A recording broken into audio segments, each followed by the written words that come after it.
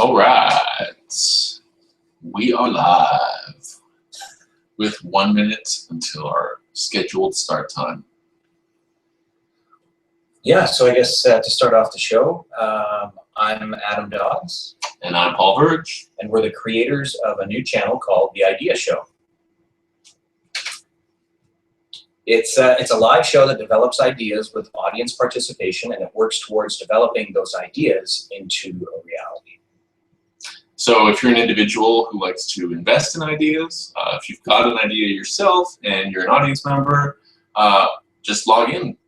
Join us every Wednesday at 6 p.m. and we'll be here to field your interaction, respond to your emails, and discuss the different ideas that we put forth and see what we can bring into reality. That's right. And it's a live chat. We'll see if we can pull it up right now. Basically, the live chat enables us to bounce ideas around with people out there that are idea makers, thinkers. Several practices out there to be able to engage in the idea creation process. And so the idea of the show is to be able to bring some of these ideas into fruition. So each episode is broken down into 3 sections. The analysis of the idea, which is submitted to the show. And then, of course, we choose the ideas based on most feasible potential. And then when we work towards developing and marketing and selling the idea to investors. Now, that can be anywhere from individual investors who we reach out to us on the show, or it can be crowdfunding sources, friends and family. So we basically go through the process of refining the idea. Is the best way to describe it. Yep. And so if you've got any idea submissions, if you've got if you're an investor or an audience member who wants to get in touch with us, you can contact us at theideashow@gmail.com, and we'll respond to you, and we'll be sure to take your idea or submission or request into consideration. Mm-hmm. That's right. So with that in mind, we have a cool second episode lined up for you tonight, where I was going to release some things that I thought about on the last show that I thought would be useful, and I'm glad I didn't, so it saved a bunch of stuff for today's show. So yeah, we want to thank everyone who has watched any of the videos and decided to pass that along, because it helps grow an audience, and that is the whole process. Yeah, be sure to share this video with people on Reddit, on YouTube, on Facebook, wherever your social media time is spent. We definitely appreciate it, and this is an audience-driven show. As much as Adam and I can come up with a bajillion and one ideas to discuss and to break down, it works better when we have audience engagement, participation, because then we grow as a community of idea machines. That's right. Yeah. And the last episode that we had, we sort of touched on squatting the idea show in and of itself. We had some recommendations. Thankfully, people reached out. Yeah, we got some good feedback. Some feedback and suggestions. We got our hands on an air conditioning unit, which was, thank God, because it was enduring to go through that whole hour. I was feeling super tired at the end. And yeah, that was a lot of effort to put out. It's hard to translate across on screen just how much the heat can affect you, and you're still trying to think clearly and get enough water and everything. So for an inaugural episode, I think it's great that we showed up and a few audience members showed up, and we were able to solicit feedback from them. So we're hoping to connect with even more people this time and work up to a point where we can get some live engagement, right? We've got our group chat window open, so anybody who's watching this live stream can ask us questions live, and we'll be able to see them and respond live. Which is one of our favorite things to be able to do. And as always, once you've submitted something, we can take into consideration and have a little bit of prep between each of the Wednesday at 6 p.m. episodes. So, yeah, if we're going to jump right into the discussion, what Adam and I have done until we get more, we've gotten good feedback, but until we get more audience submissions of ideas, we're going to pick either ideas that we've been following in popular culture, or original ideas that he or I might have come up with or want to develop. And again, some of these ideas might be the result of combining 2 ideas that are already out there and getting them to have idea sets so you can come up with an even better idea. That's a good way of putting it. Yeah.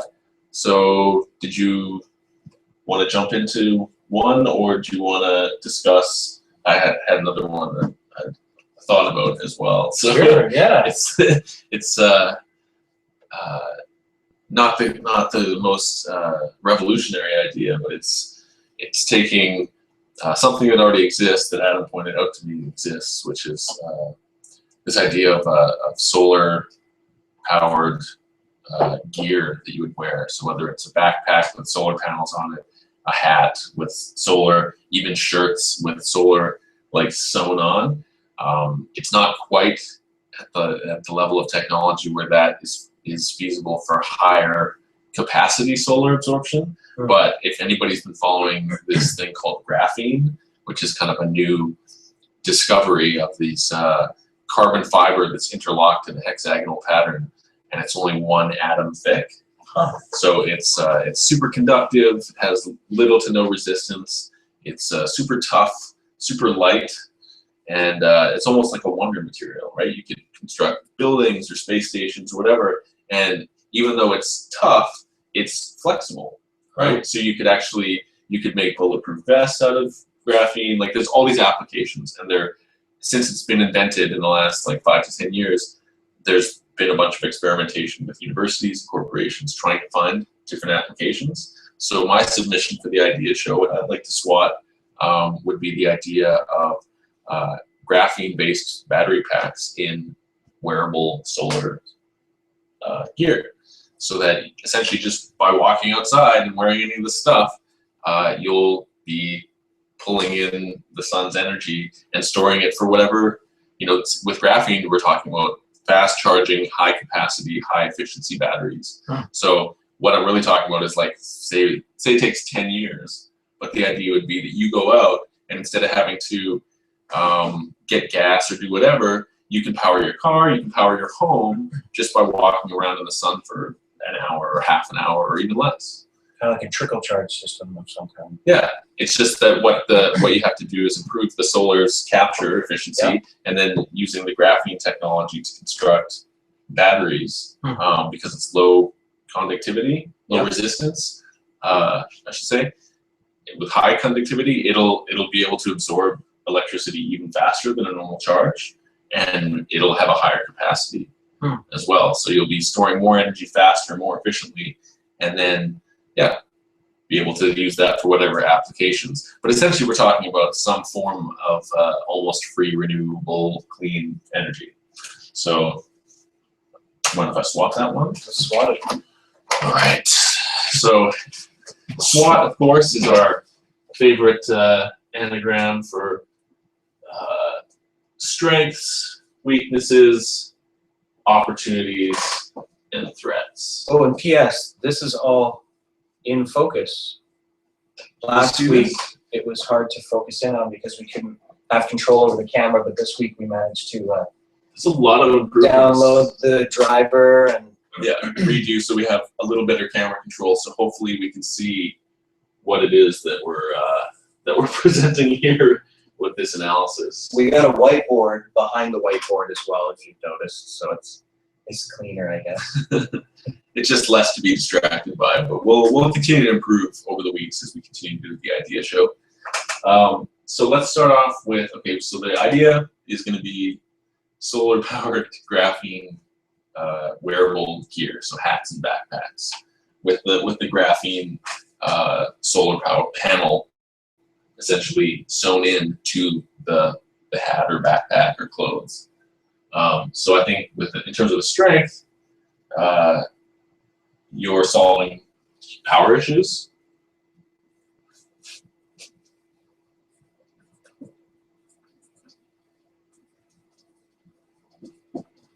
So right now we have all these issues with where we're getting our energy from in terms of coal and natural gas fracking and hydro and nuclear, and there's issues with just about every single one of them. Vulnerabilities. Huge risks, right? Huge risks.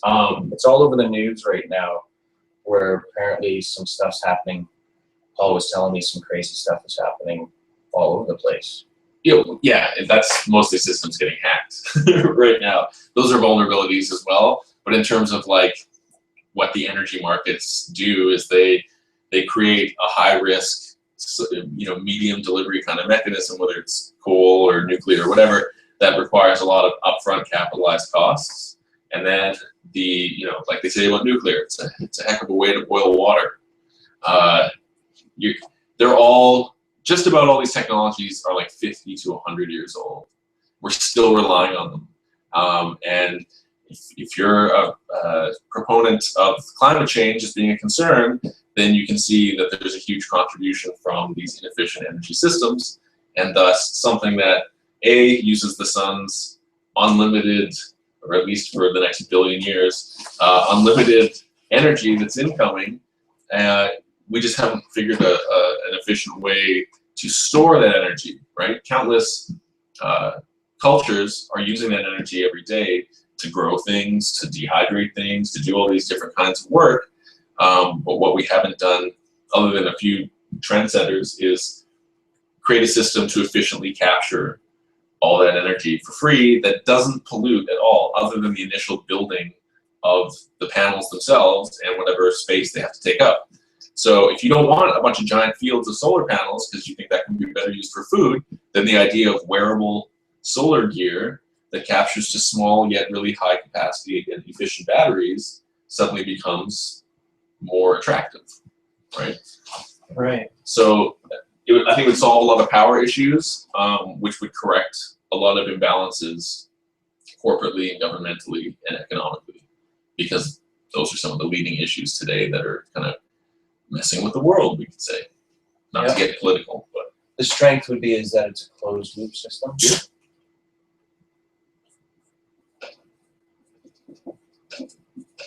Closed loop system. Do you want to elaborate on that? Well, you would be less susceptible to power shortages as being affecting your emergency crew to be able to act effectively, so to speak. So, sort of decentralizing power authority. In a sense? Yeah, it could be good for places out of reach.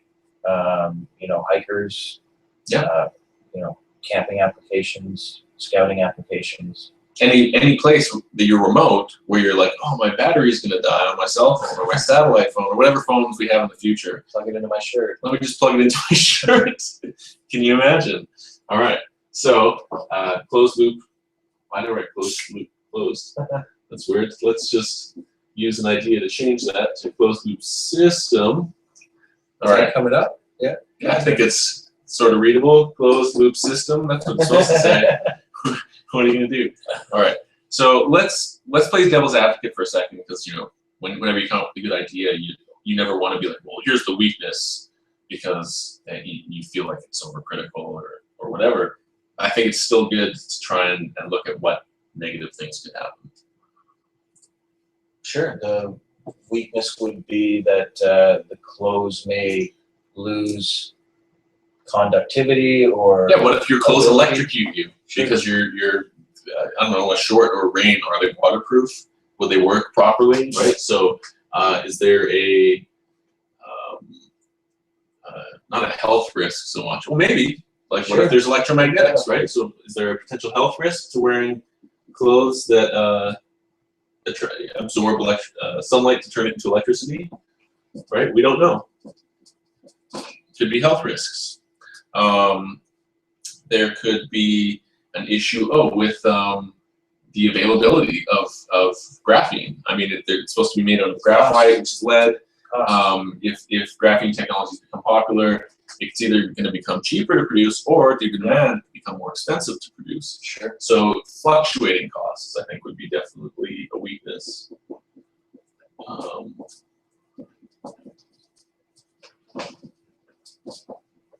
Maintenance? Is there any maintenance? Yeah. What happens if your piece is stolen? Like, I'm assuming these wouldn't be cheap, like $20 backpacks. It's a significant investment if it ends up being $100 or $200, maybe even more. What happens if it tears? If it gets wrecked? If it gets dirty? If it gets stolen? So is it expensive to replace? The 20% insurance fee will allow you to bring your warranty up to a year. Right? A lot of these, when you're breaking down into a SWOT analysis, you're asking critical questions to try and discover what holes might be in your idea or what challenges might you face. Because if you're too idealistic or too optimistic, it's good to believe in your ideas, but if you don't look at the risk factors, then you might be walking into something dangerous that you didn't even think about. Huge market. So opportunities. There is literally a worldwide market for 7 billion independent people? renewable energy. So I want to write the word huge, extra huge. Market. And your market's not going to shrink, right? The opportunity is anyone who tries this out and finds that it's useful and has adopted any electronic devices or electronics period, right, is going to be interested in Or this. best practice. If a rescue crew decides to bring it on as a best practice for all of their volunteers, i.e., yeah. So different jobs could incorporate wearing some of this technology in order to offset costs. Yep. Or the employees themselves could be using some of this technology to just generate energy for themselves while they're at work. Like, there's all kinds of different ways that you have opportunities, but I think the biggest one is a level of energy independence or energy decentralization. And that would change how humanity works, for good or for bad, because a lot of barriers to travel, barriers to discovery would all start coming down. Once you have energy independence, people don't have a cap necessarily. It's a tipping. Yeah, so high technology comes into effect. But again, there's because things like electromagnetic fields and the vibrational effect, if you want to, it sounds pseudoscience-y, but basically what's the effect of sustained electromagnetic fields that are generated artificially, right? We've only had electricity in its current form for 150 years, so we don't know the 500-year long-term effect, right? So as I guess the challenge or the threat would be what happens to the planet when we have like global energy saturation, electrical saturation. Because again, I'm not a climatologist or I don't know much about the weather patterns, but I'm just curious in terms of the different layers of the atmosphere that have different electrical outputs, right? The ionosphere, the troposphere, and we have projects like HAARP that are blasting microwaves into them to try and modify things. So when we have this much electrical output, how does that change things? Does it make the Earth more controllable? Does it upset the balance? Does it make us more susceptible to unpredictable weather patterns? I have no idea, but there might be these unknown risks. So I would say, let's just call it risks of energy saturation.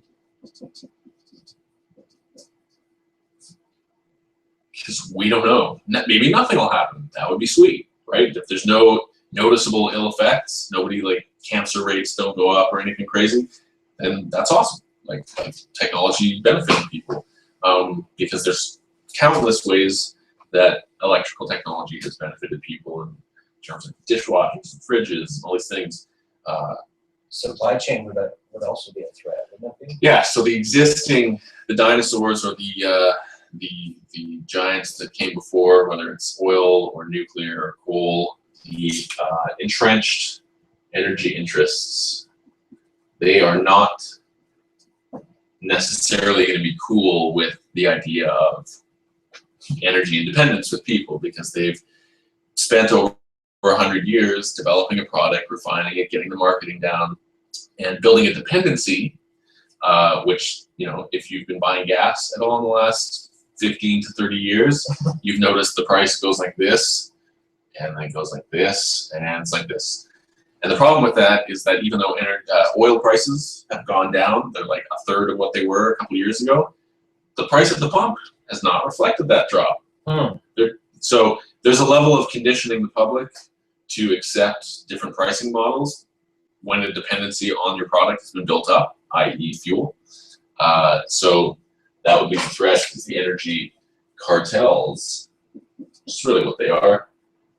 Not to be political, but there's not a lot of major competition in the energy industry other than, say, Tesla. And so if you had, imagine you could power your car eventually with some kind of solar paint, right, on the car. Might not be the most stylish thing, but you can have a sunroof that attracts sunlight, and you can retract it when you've got a full battery. There's all these possibilities with, once you've got that efficiency system down, then the applications become nearly unlimited. Well, to repeat what you said about Tesla, that would be a threat, because if you had like a coil in the middle of a field and everyone's wearing their electrical devices on them, and these devices are powered via this coil, then they wouldn't necessarily need to have, but again, that would be more of a city type scenario. Yeah, I mean, the trend right now is that people are moving from rural areas to the cities still, and the cities are becoming more saturated with people and becoming more expensive. So there's also a counterflow, like an exodus of people leaving the cities, but unfortunately, in most situations, not as much as there are people flocking to the cities. Because the people who are in rural areas, if they're dependent on the inner economy, right, if they're producing goods on their land that require them to sell to people in the city, and if that changes, right, like in Costa Rica, there was a coffee issue with the crops not turning out, and so the people who were dependent on selling just coffee, they got taken to the cleaners, and they had to move inward to the city. And that resulted in more people, which is like less supplies, less resources, and more crime is the result. So, and then a lot of people who are well-to-do or just sick of the cities will move out, right?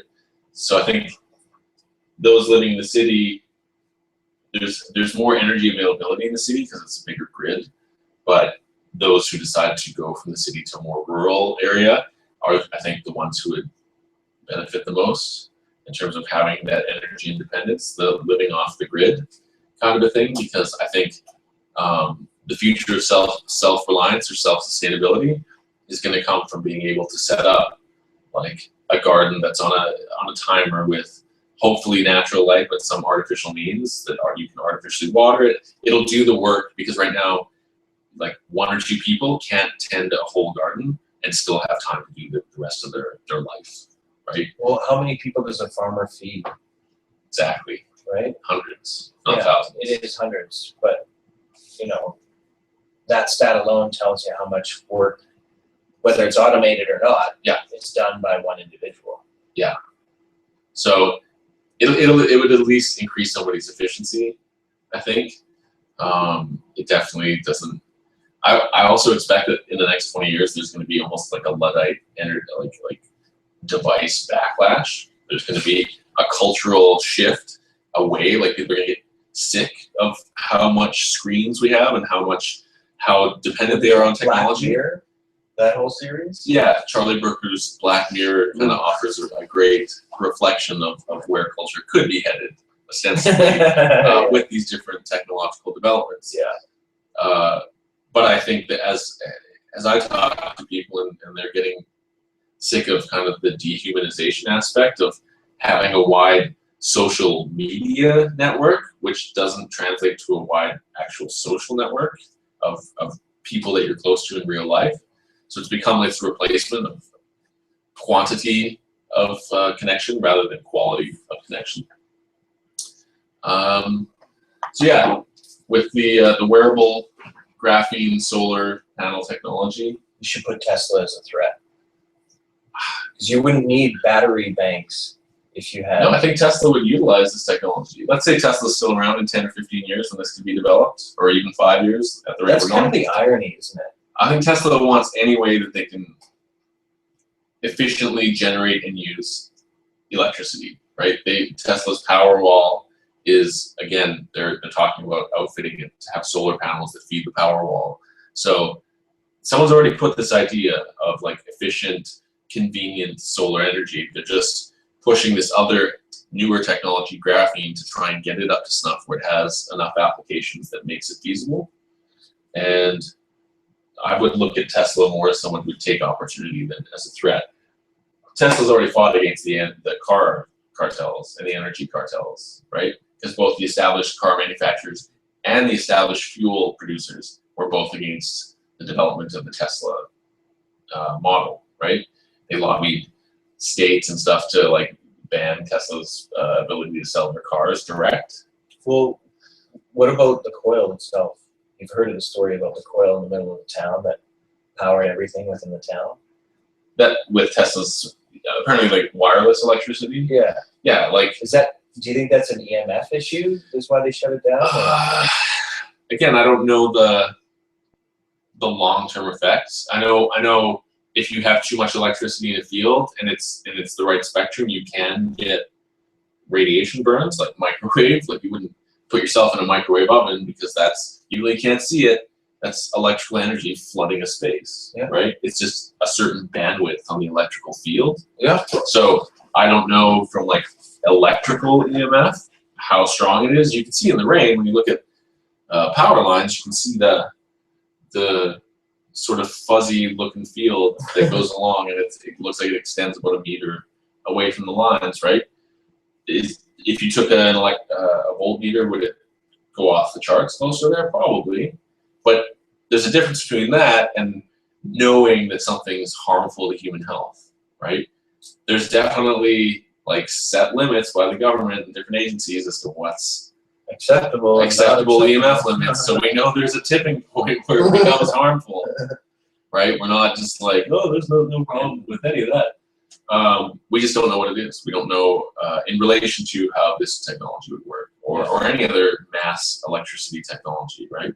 Are we going to get into go from kilowatts to gigawatts to terawatts?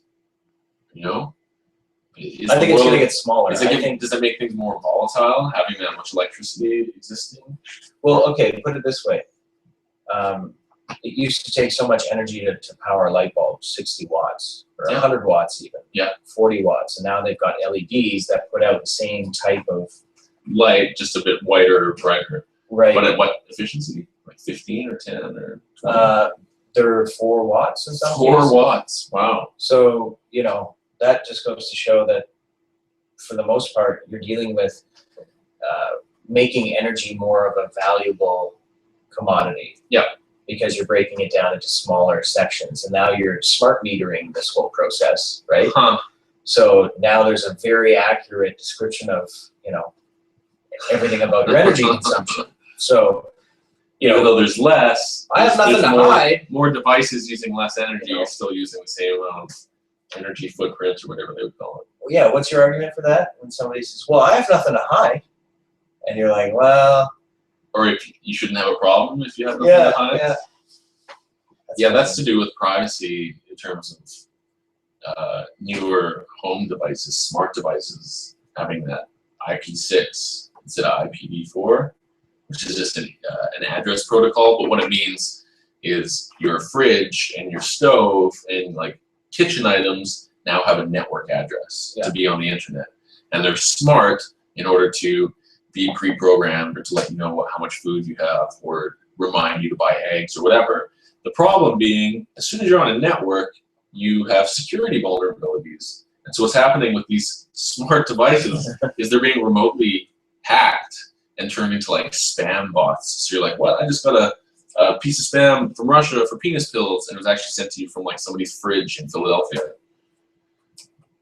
That's the threat of technology. So all these technological marvels. Do these have MAC addresses, these wearable clothes? No, I don't think you need to network your energy capturing system. Well, if it would, it could potentially be. But like voltage, that's what I'd be curious about. Like, how do you convert energy you've captured to different wattage and voltage? Yeah. Right. I again, not an electronics expert, so I'd have to look into how that works. If you're an electronic expert, join us every Wednesday night at 6 p.m.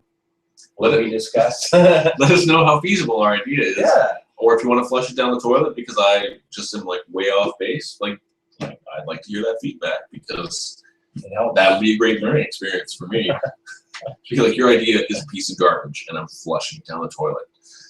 But again, it's an idea. So we're discussing it. There's always the possibility it could be feasible. It could be a pie in the sky. It could be a pipe dream. Or it might be something that revolutionizes the planet. There you go. We don't know. So, on that note, if you wanted to add any of the SWOTs on here. Strengths there, weaknesses. So we'll just summarize real quick before we shift gears into Adam's presented idea. What we've got for strengths for the solar graphene wearable gear, backpacks, and hats. We would solve much of the power crisis or power issues in the planet. It would create a closed loop system that allows people to be off. One of the ways to possibly health risks, as we discussed, the fluctuating costs of both the backpacks or the gear and graphene as supply and demand change. And then the possible last weakness could be the expenses. Could it be expensive to replace if it gets stolen or wrecked? And then in terms of opportunities, do you want to discuss this? Yeah, huge market. I mean, you're dealing with 7 billion strong at the moment. Probably like 8 billion by the time it comes out. Yeah. Energy Independence. interdependence, wouldn't it be? No, I think if you had your own thing and you're off the grid and you could like take your backpack and it had an interface where you could plug with probably USB or something, right? Then you could have movies. You could be in the middle of nowhere and be able to watch cat videos on a cell phone to keep you warm at night. Keyboard cat, because when you laugh, it generates heat, and so laughing in the woods won't attract bears. Yeah. Anyways, so energy independence, right? That's a good one.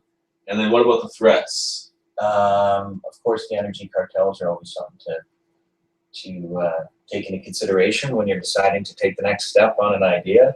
They've got the vested interest, yeah. right?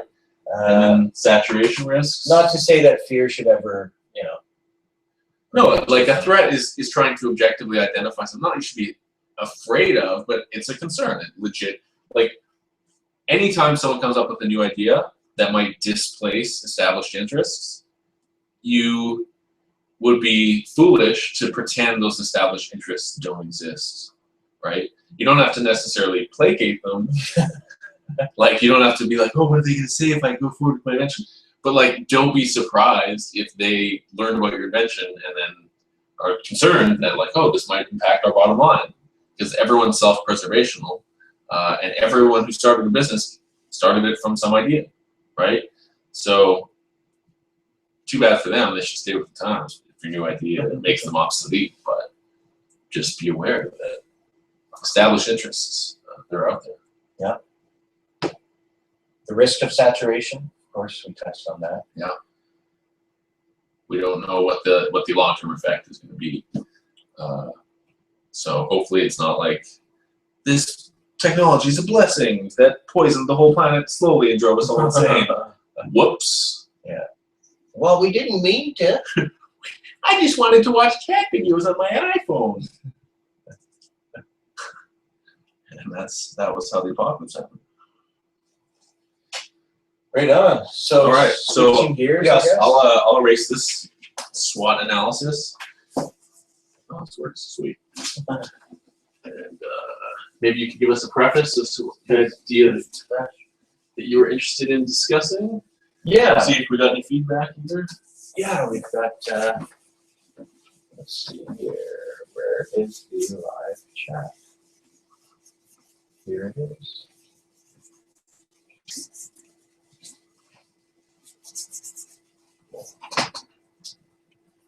Right. Live chat is OMG. Yeah, pretty much. Yeah, the next idea we wanted to talk about was a simple idea called traveler's trade. And it's basically a website that allows two different people from two different places who live similar lifestyles to be able to switch at convenience. And if Like switch lives. switch apartments.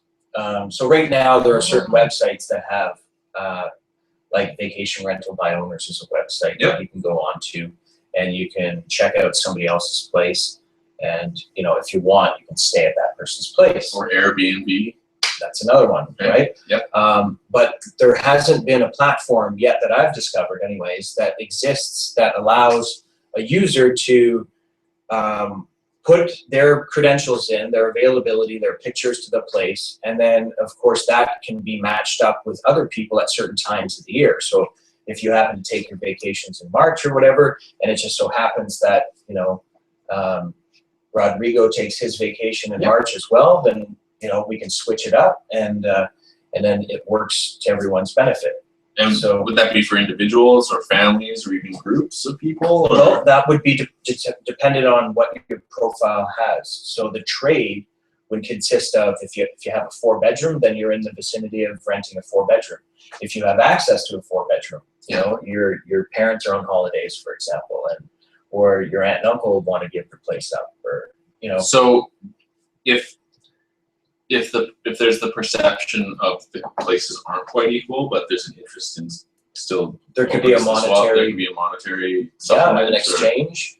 See, this could also be something that's added to an already existing platform. So you could approach a big company that's already existing customers with a customer base, and then devise an algorithm that basically matches and profiles people based on what their living arrangements is, and then have those options available. So if you want to go to, we'll say, Cancun for 2 weeks, and somebody in Cancun has the exact same 2-bedroom square footage, except, you know, he happens to be on the beach and you happen to be in Vancouver City, and, you know, near Stanley Park, for example. Sounds great. And, you know, I don't know. I think we should swat it. Okay, let's swat it. We'll give you the pen. No, I'll let you. I'll All right. defer The because golden hand. Paul is very good at spelling. FYI, he never, well, that I've seen, makes mistakes, and he's always very thorough with his. I always get Paul to edit my stuff. I won 2 spelling bees So there you go. when I was Case closed. a young child. Yeah, that will be on my tombstone as my only achievement of note. All right. So what we're going to do is explore the strengths, weaknesses, opportunities, and threats of Traveler's Trade. All right, so Traveler's Trade, strength, I would say one of the key strengths is that it's online, so it's available 24/7. Bam. If you wanna search profiles of vacation places, the reason it's good to be 24/7 is because globally, it doesn't matter what your time zone is, you can look stuff up, and you never know when you're going to be inspired or want to travel. So 24/7 availability. Another strength would be that it's an algorithm-based Yeah. process, so there's somewhat of an automation So it's involved. customizable search, Sure. right? If you have an algorithm that can search based on a bunch of fields, If it works, it works. Right? bedrooms, location, backyards, like toggles that you can basically do.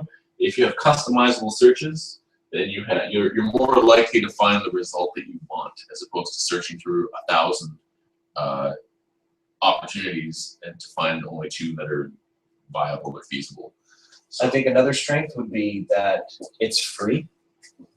It's a free platform, kind of like a Craigslist in that way. okay.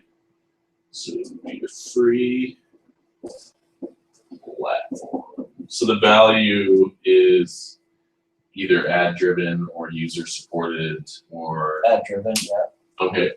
So that would probably fall into the weaknesses.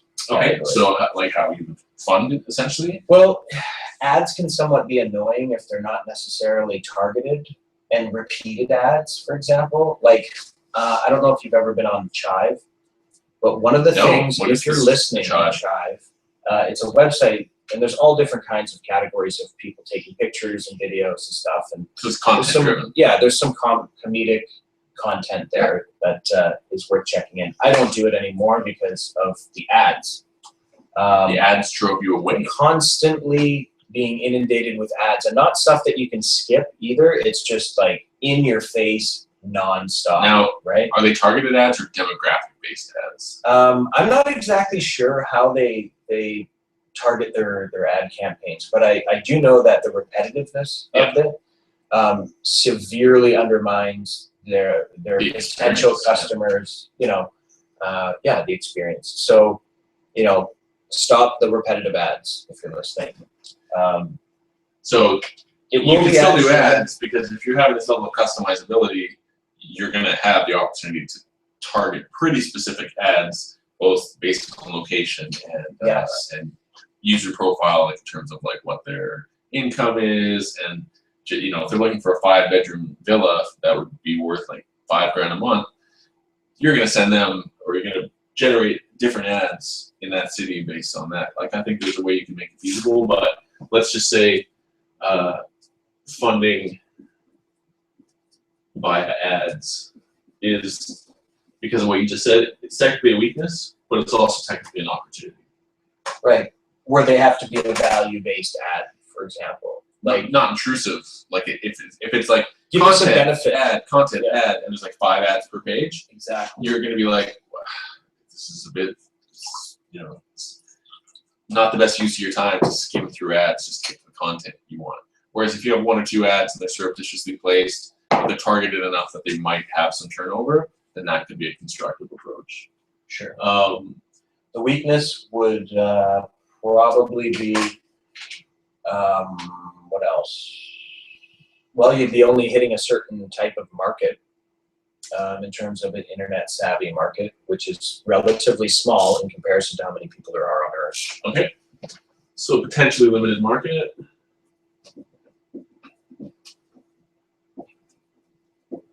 Okay.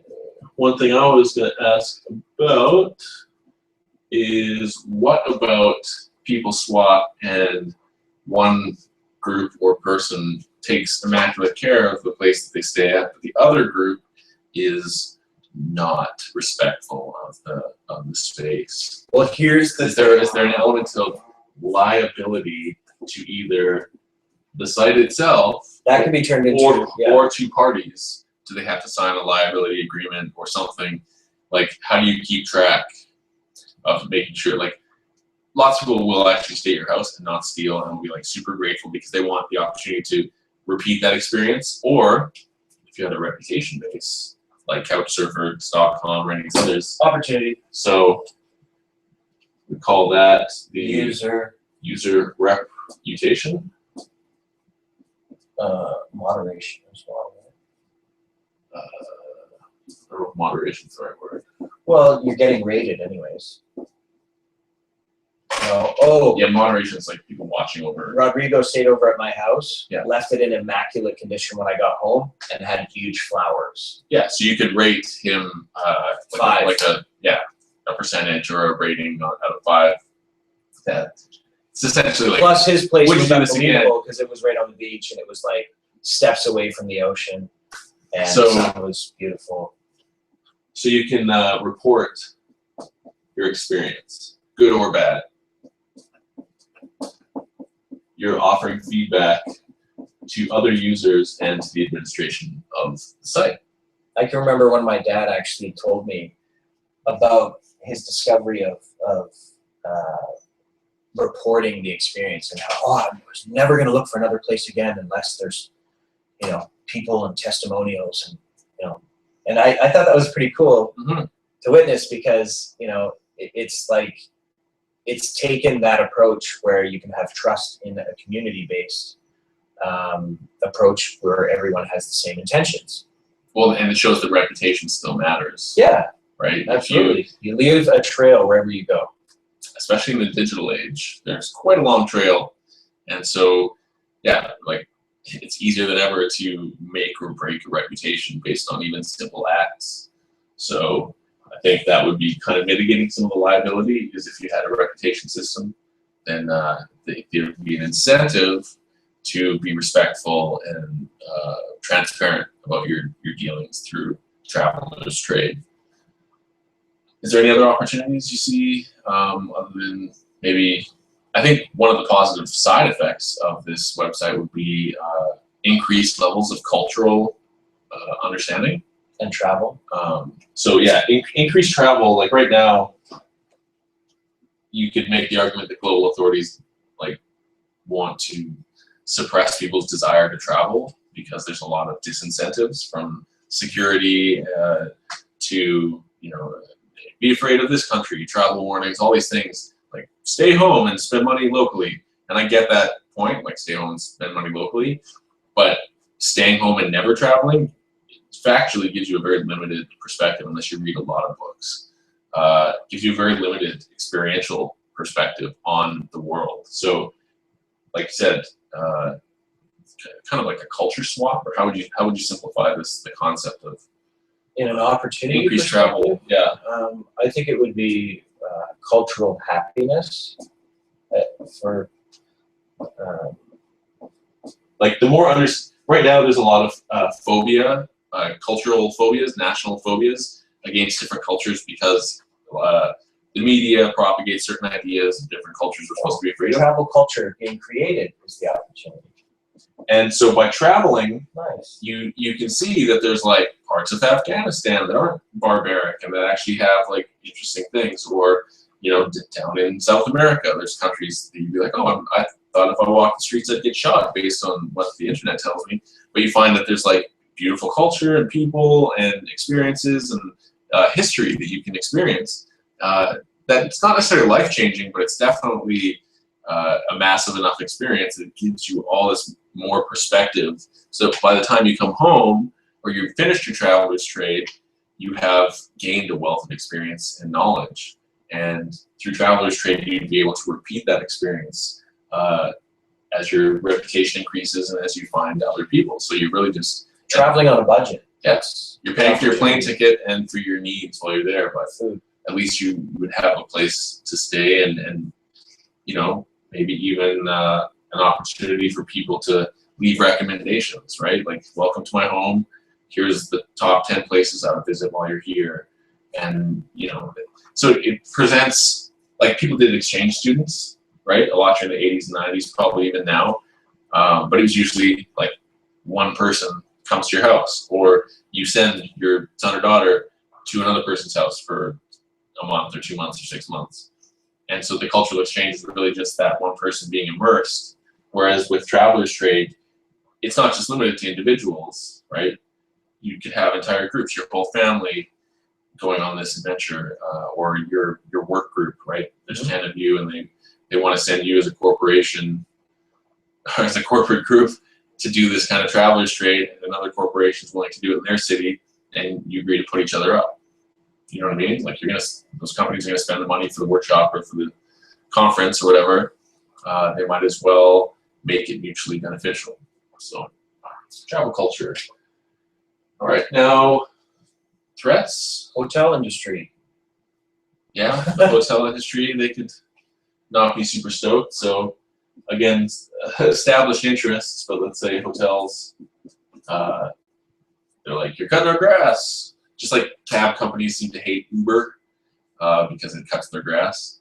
But yeah, times are changing, right? You either have the philosophy that all the entrenched interests should stay and that no new ideas should come forth to displace them, which might be fine if you are one of the old ideas and you've made your fortune that way.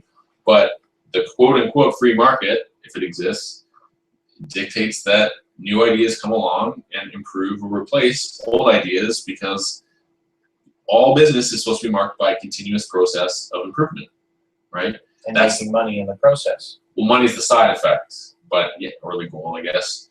But without that continuous process of trying to improve your company, you can stagnate and just kind of float, or never grow. So we're trying to stimulate growth and ideas. Not that it's infinite in terms of growth, we grow forever because there's finite resources. But creativity is the one resource that is infinite, that you can never run out of until this is true. you're dead, basically. So that's the opportunity we have with the Idea Show and doing SWATs like this. And so when we're looking at threats in terms of something like Traveler's Trade, I guess one of the potential threats would be just, what if you don't have internet? Downtime. What if the site goes down, right? What if you made an appointment to connect with someone, you haven't exchanged personal information yet, the site's your only means of communication and the site somehow went offline? Then that could impact your travel plans, which are serious, right? You're booking time off work, you're just committing money and plans. So that would be something that would need to be mitigated as a threat. Would be, you'd have to have redundancies in place to keep the site up and to ensure that there's some other means of communication. So maybe an app, that could be another opportunity, right? The Traveler's Trade app that lets you, chat with somebody who's you've added as a potential traveler, trader, or whatever, fellow traveler. Just kidding. Okay, what about another threat? Since we seem to be doing pockets of 3. I would say one of the threats is well, we've kind of nailed it with offline. Is there any other than established interests? I know what a threat would be, even more than liability, would be basically, this is like the bane of like dating sites and stuff, right? It's like, what happens when you meet a disingenuous person who seems normal on the outside? It's created a new usership, and you have an unsavvy user who joins the site and connects with this fake user. So I'll just say the one threat is the potential, and you would do as much as you can to mitigate this, including screening your customers, making sure there's sufficient requirements to identify who they are and where they live without necessarily giving their personal information away. So you'd have to kind of float that balance, kind of like a dating site, where it's like you might have pictures of the house, but you want to have instructions to be like, don't post your address in the pictures of the house, like don't put your street, don't put identifying information, so if someone goes, oh thanks, I just cased all these houses thanks to them showing all their stuff off on Traveler's Trade, right? So we would have to create some kind of system that explains to people how to put themselves out there in a way that's not vulnerable, like too vulnerable. Because it's really about building trust. And with any system that's about building trust, inevitably you're going to have people who try and abuse that trust. So we would have to create a means to mitigate that. Yep, that's right. It's a great idea, though. I love it. Traveler's Trade. Something that I've only been to like Ireland and a few other places around North America, but I would love to see the rest of the world. And with my current situation, it'd have to be on a budget. So if this is it is a real idea. If this is an existing functioning website, then it would definitely be something that I'd be interested in exploring. I think Traveler's Trade could be a place that, could allow you to take those extra 3 or 4 trips every year. If you're down to like 2 trips a year and, you've got that extra money that you wouldn't spend on hotels, or room service, because you get lazy in hotels sometimes. Hotels are just really expensive across the board. Like one time I accidentally drank a water from one of the mini fridges, and it was like $6 for a Nestle. Like Nestle gets 1 million liters for $2.50, and I just got charged $6 for a 300 ml or 500 ml bottle, half liter. Yeah, so you get cases like that. Yeah. With hotels being that expensive. It's just one more reason for Traveler's Trade to. Exactly. It's a way that you can connect with other people. Yeah. I think this world is getting smaller every day. There's better ways to communicate with each other, faster ways to communicate with each other. I wanted to also share something. Yeah. Before I forgot. On a stretch here. I have known about this site for a long time now. It's called mindtools.com. Mind Tools. That's right. Okay. So MINDTOOLS. Yes, and Mind Tools is a place that allows you to work with some of the tools that they have on their site in terms of anywhere from motivational speaking to, different techniques that people use in their careers that basically empower them. So I urge everyone to check it out. It's really cool. For self-improvement, for public speaking, all that stuff. Memorization, like these are all tips and tricks, basically. It's and techniques, right? Like tips and tricks are good. They can be shortcuts, but techniques that you actually apply yourself to learning, to even mastering, if you spend enough time, can be, as I've learned from Adam, they can be hugely beneficial. You just have to put the work in. Totally. Right? To practice the technique, to absorb it and habitualize it. Yeah. Right? And if you're like me and you like to save time, another really cool tool that I've checked out that you introduced me to was Fight Mediocrity. And the YouTube channel, Fight Mediocrity. Which I learned from my partner, Marcella.